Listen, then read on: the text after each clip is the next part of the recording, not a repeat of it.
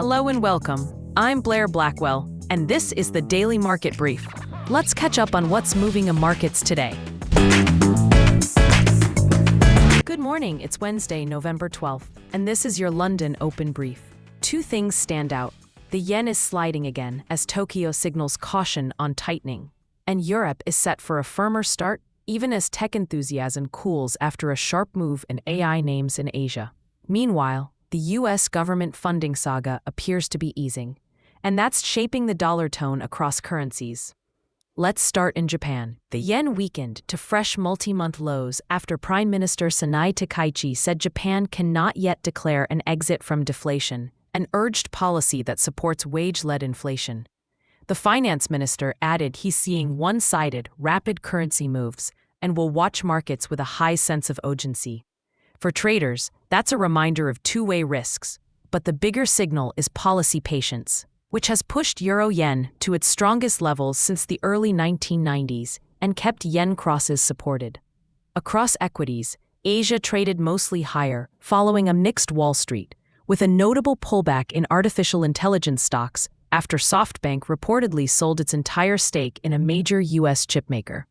In Europe, futures point to a broadly higher open, extending this week's positive momentum.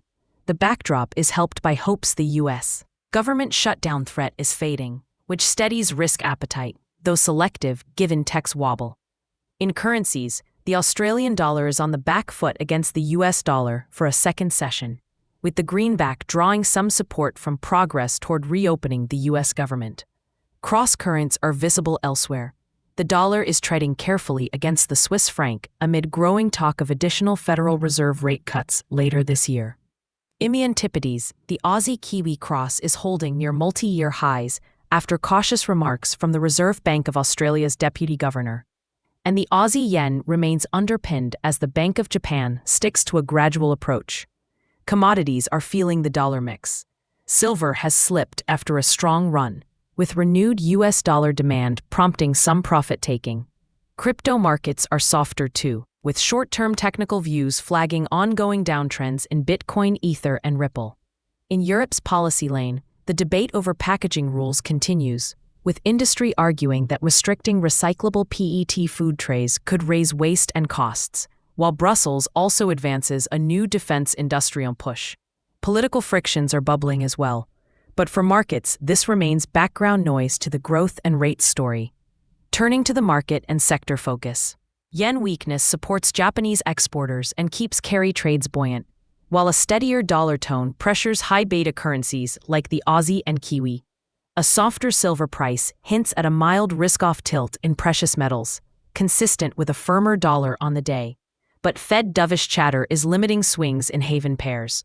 Looking ahead, the calendar is relatively quiet in Europe. India's consumer inflation reading is due later today and could move the rupee. And investors will stay tuned to developments around U.S. government funding and any fresh guidance from central bank officials.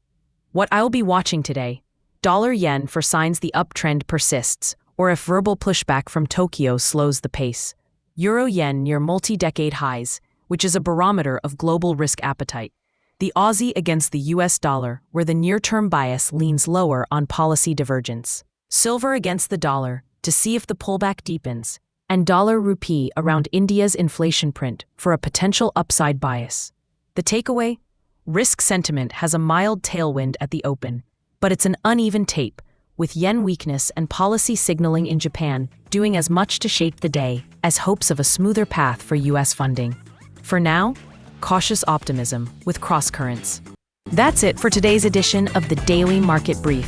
Thanks for listening. I'm Blair Blackwell. This podcast is for informational purposes only and does not constitute financial advice, trading recommendations, or investment guidance.